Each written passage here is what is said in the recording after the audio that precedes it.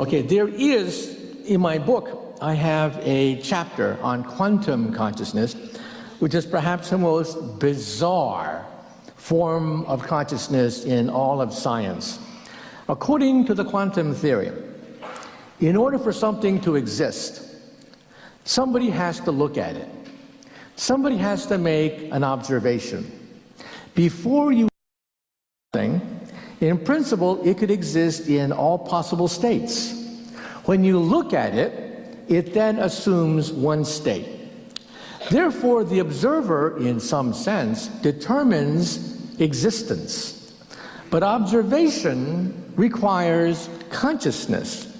Conscious people make the observation. So the greatest paradox in all of science is the cat problem, the Schrödinger cat problem. If I have a cat in a box and I don't open the box, the cat could be either dead or alive. So how do we physicists describe a cat that you cannot observe? Well, we add the dead cat to the live cat. We add the two waves together. So the cat is neither dead nor alive until you open the box. Now Einstein thought, this is stupid. I mean, how can you be neither dead nor alive at the same time? Well, what can I say? Einstein was wrong. Electrons can be spin up or spin down. Electrons can be here or there at the same time. So this is the greatest paradox in all of science. How do you resolve the fact that you can have dead cats and live cats simultaneously exist in another state before you make the observation? And if you ever find the solution to this puzzle, tell me first. The quantum theory is only controversial when you talk to philosophers, theologians, and the average person. To a physicist, it's accurate to 1 part in 10 billion. We can take an atom, shine a laser beam at it, and I can predict the properties to 1 part in 10 billion. The consequences are the internet, GPS, laser beams, computers, fiber optics, a broadband internet. All of that is a consequence of the quantum theory. Now, you'd think that a theory that powerful would be logical, compelling, and intuitive. Wrong. It is the most bizarre theory ever proposed in the history of science. Einstein couldn't get his head around it. It reduces everything to probability so that there's a probability that electrons can vanish, reappear someplace else. Electrons can be two places at the same time and exist in multiple states at the same time. Now, that's stupid. I mean, how can you possibly exist two places at the same time? How can you be in multiple states simultaneously? Well, get used to it. That's just the way the atomic world is. So why don't I vanish and reappear someplace else, like on Mars or the Moon? There is a probability that I'll do that. In fact, we give our PhD students at our college a question. Calculate the probability that you will vanish and wind up on the planet Mars. Give me a number. It turns out you have to wait longer than the lifetime of the universe for that to happen. But it's a calculable number. This is insane. This is absolutely counterintuitive. But the problem is, it's right.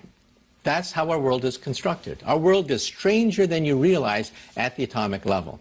Now, we don't see it because we average out all these bizarre quantum effects for large objects. We consist of a lot of atoms. But at the atomic level, electrons exist in multiple states all the time. And you know what that's called? That's called the laser beam.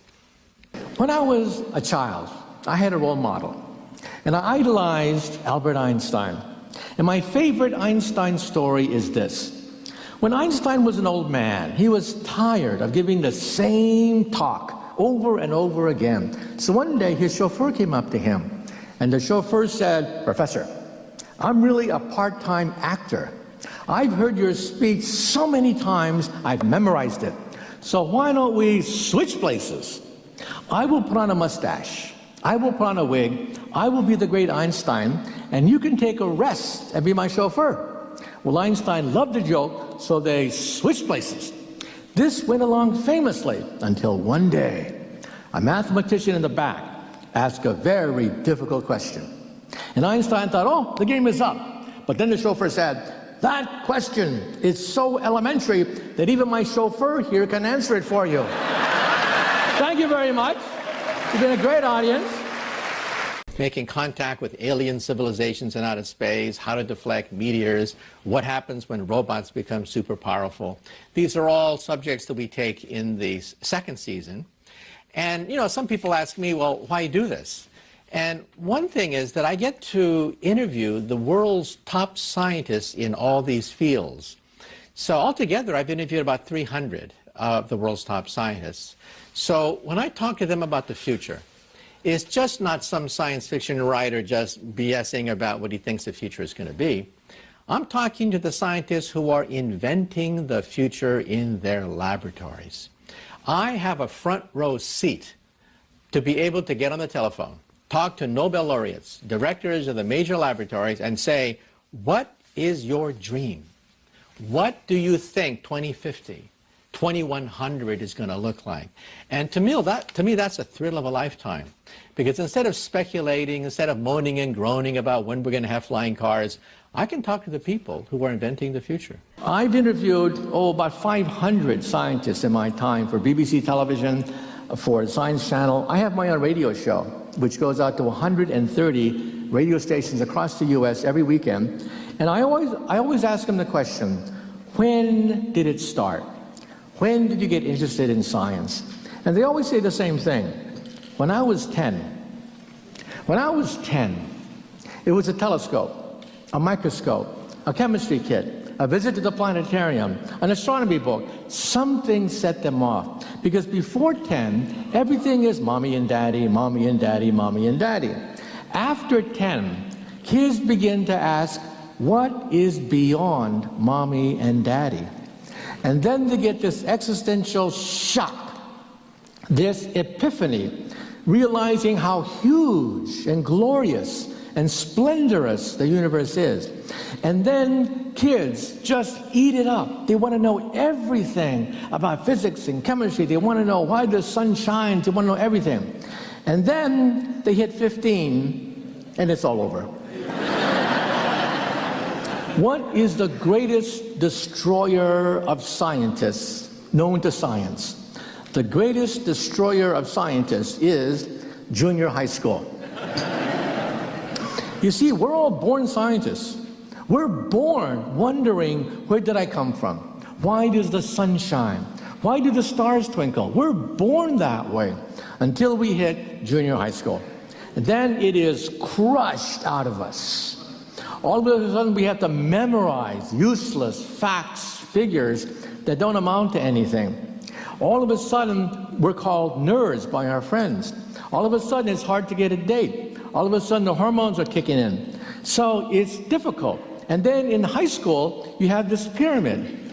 This pyramid where you have the beautiful people on top, the jocks and the cheerleaders. I have nothing against them, but there is a pyramid in high school immortalized by Hollywood movies. But Hollywood never tells you that as soon as you graduate from high school, that pyramid turns upside down. They never tell you that.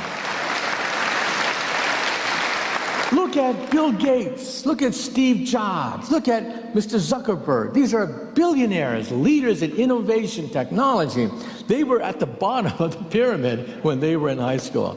Now let's go into outer space. Everybody loves a starship. Some people say that flying saucers, flying saucers are impossible because the distances between two stars is too great for any UFO.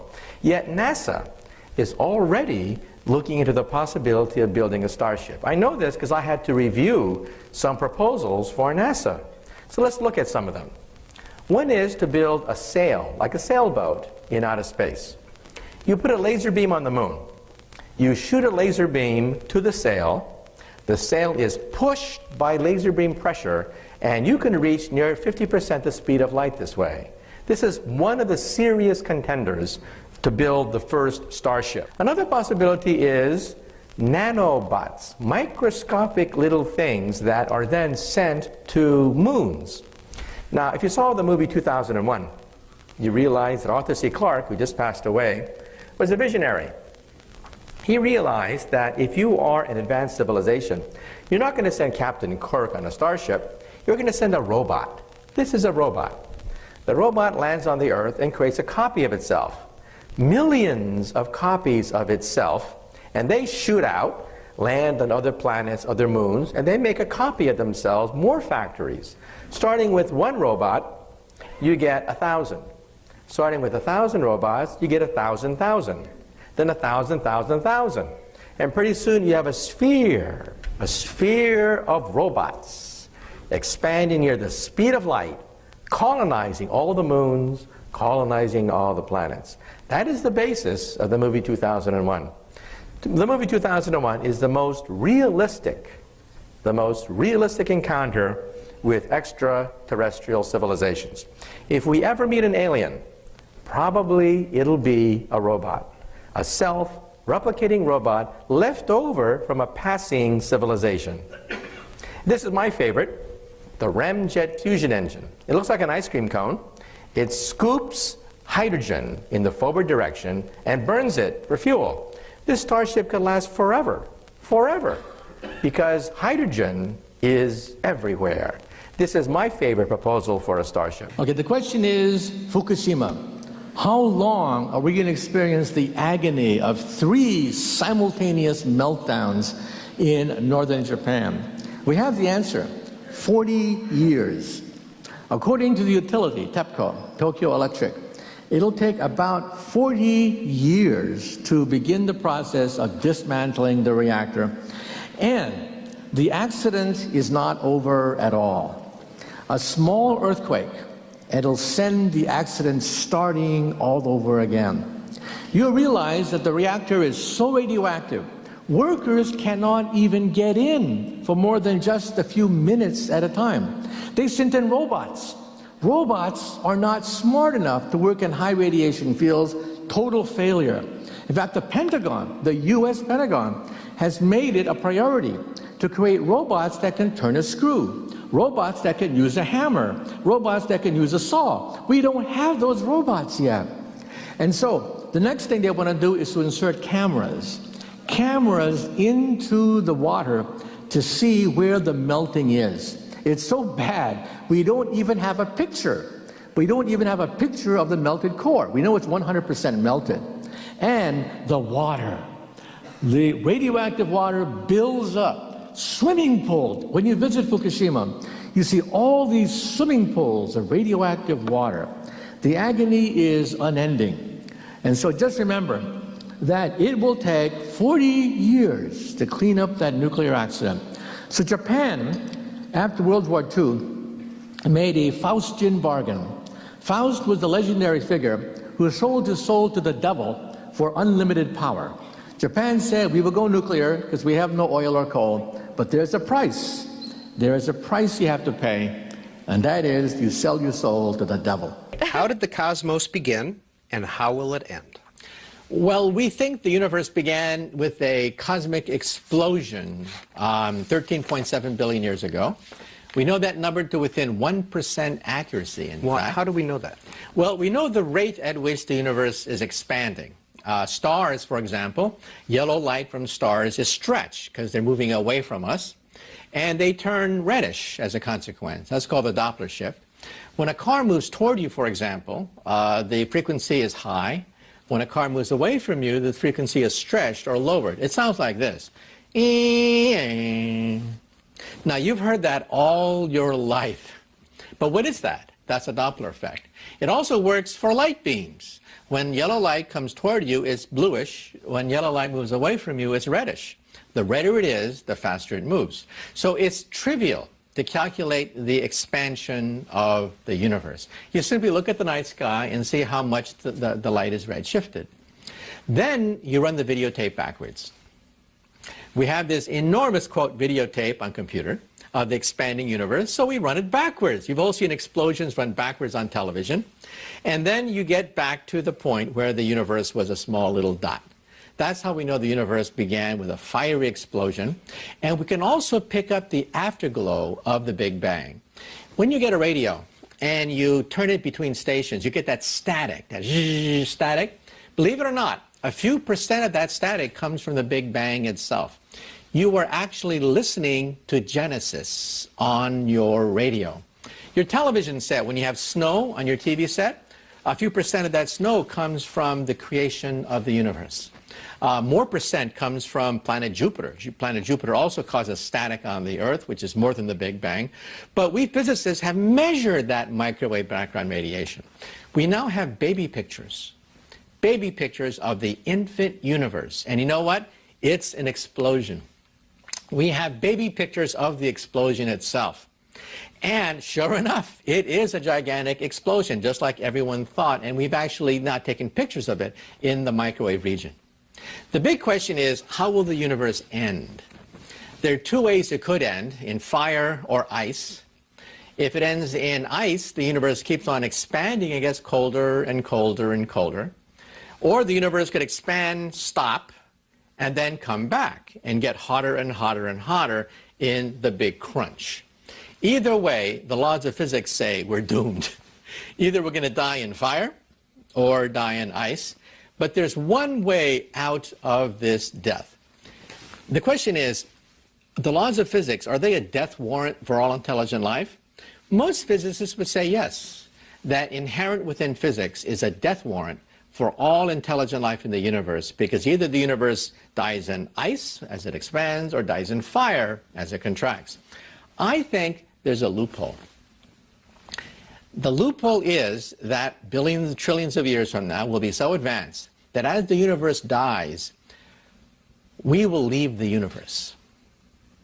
We will leave our bubble, have a lifeboat, and then go to another neighboring bubble and start all over again. So in other words, this theory of everything may ultimately be the theory of salvation for intelligent life in the universe. Now that's speculation. But in parallel worlds, I even give you the blueprint, the design, how much energy it would take to build a machine which would take us to a neighboring universe. I must disagree with my esteemed colleague here. Okay? Except First for the of all, esteemed let part. me say that science is the engine of prosperity. From steam power to electricity to the laser to the transistor to the computer. That's not true. We're That's talking technology. about, hey, It's technology. can I have my, Sure. You had your say, let me have my say. Yes. However, the information revolution has a weakness, and the weakness is precisely the educational system. The United States has the worst educational system known to science. Our graduates compete regularly at the level of third world countries. So how come the scientific establishment of the United States doesn't collapse? If we're producing a generation of dummies, if the stupid index of America keeps rising every year, just watch network television and reality shows, right? How come the scientific establishment of the United States doesn't collapse? Let me tell you something. Some of you may not know this. America has a secret weapon. That secret weapon is the H-1B. Without the H-1B, the scientific establishment of this country would collapse. Forget about Google. Forget about Silicon Valley. There would be no Silicon Valley without the H-1B. And you know what the H-1B is? It's the genius visa, okay? You realize that in the United States, 50% of all PhD candidates are foreign-born. At my system, one of the biggest in the United States, 100% of the PhD candidates are foreign-born. The United States is a magnet sucking up all the brains of the world, but now the brains are going back. Right. They're going back to China. They're going back to India. And people are saying, oh my God, there's a Silicon Valley in India now. Oh my God, there's a Silicon Valley in China. Duh. Where did it come from? It came from the United States. So don't tell me that science isn't the engine of prosperity. You remove the H-1B visa and you collapse the economy. In Wall Street Journal, editorialized against a congressman who wanted to ban the H-1B, saying they'll take jobs away from the American people. The Wall Street Journal said, look, there are no Americans who can take these jobs. These are at the highest level of high technology. They don't take away jobs from Americans. They create entire industries. And so that's why we have an Achilles heel, and that's the educational system. And again, sociology majors are not necessarily going to be the ones determining the future of Silicon Valley, but physicists, engineers. We need more of them, not less. Parallel worlds, you discuss time travel. Is it possible? It could very well be possible. Stephen Hawking has said that, yes, time travel is possible, but not practical. In other words, don't expect an inventor to create a time machine in their basement today. We're talking about the energy of a star, the energy of a black hole. But in principle, if you could master that energy, then you might be able to bend time into a pretzel. The mathematics says so. Even Albert Einstein realized in 1949 his own equations allow you to go backwards in time. If the universe rotated, for example, a very simple kind of universe, a rotating universe, and you go with the flow, you go around the universe as it rotates, you can come back into the past. So simply walking around a circle, you come back not where you left, but you come back yesterday. So even Einstein realized, oh my God, his own equations allow for time travel. So in his memoirs, of course, Einstein had to address the question, is time travel possible? And he said, aha, I have found a loophole. And that is, the universe expands. It doesn't rotate. So it means that if the universe rotated, time travel would become commonplace. So thank goodness the universe expands.